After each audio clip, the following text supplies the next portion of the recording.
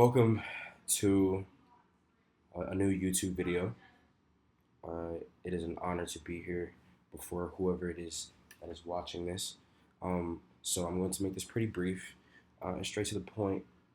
This is pretty much going to be like a introduction to my own model and um, just some game that has like pretty much changed my own trading and lessons and just information. Like this is going to be very valuable information. So yeah, all right. So here we have previous session lows. This is London low here. Equal relative lows.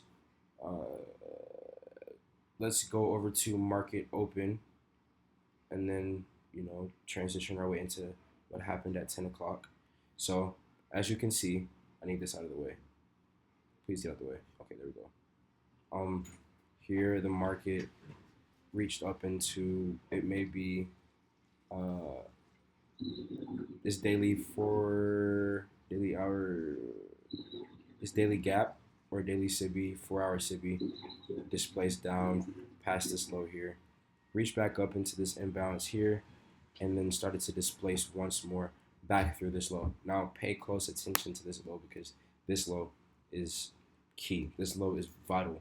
As you can see, price was already respecting bearish PD arrays, manipulating through this low once more, generating liquidity at this previous session or this London low, um, generating liquidity here, creating these equal relative highs at this imbalance, dropping lower once more, generating more liquidity before then reaching back up, manipulating this internal high, um, and once 10:01 kicked in, we have a turtle soup above that high, right? Um, this BISI before this candle opened up and closed, printed, and then this candle, as you can see, closed at the low here. Now this low, I've collected tons and tons of data on internal lows that have been manipulated through a number of times, and closed at a number of times. Now I will have information um, that will be pretty valuable and helpful to those who are going to get into trading and who I will be helping in the near future. But for now, this candle closing at this low is vital. Once this candle closed, once it once it closed at this low, right? I entered very robotically, very mechanically, like no questions, no doubt, no consideration given. After that, I entered. And then it's no coincidence that after the fact, these next two candles, boom, boom, hit TP, right? Here, I'll go back my trade because I have a screenshot of it.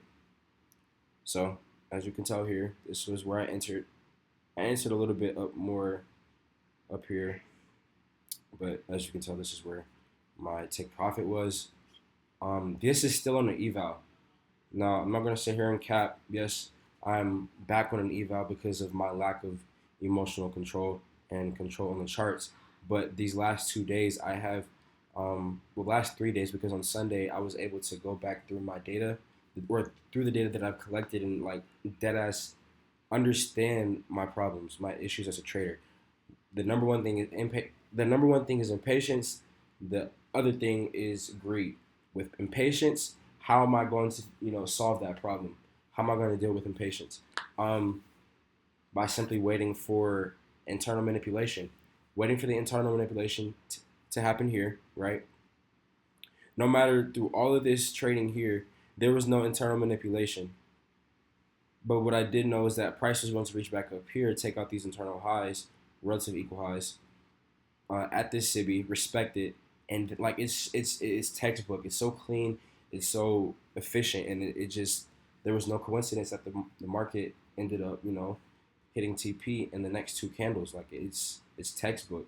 I've collected tons of data on this, but me being patient and me solving that impatience is waiting for internal manipulation. Candle closure is actually so fucking key. I'm sure whoever's watching this already knows this, but if you don't, candle closure is key. Yes, you can have discretionary trades, but candle closure is fucking key, because once that candle closes, you can place, once it closes at the right place, you can then place your stop loss in the right place, because the market moves with intention. So once the market is doing what it's doing, or once the market is doing, I said that right. Once the market is doing what it is doing, um, with the intention of doing what it wants to do, you have to place yourself in the right places with the right intention, and the intention of the market not coming back to your stop loss and displacement just simply kicking in and taking you out in like maybe 1 to 2 to 3, however long you're going to be holding the trade for. You should, displacement should be on your side, you know. um so yeah, with that being said, that's it for this video.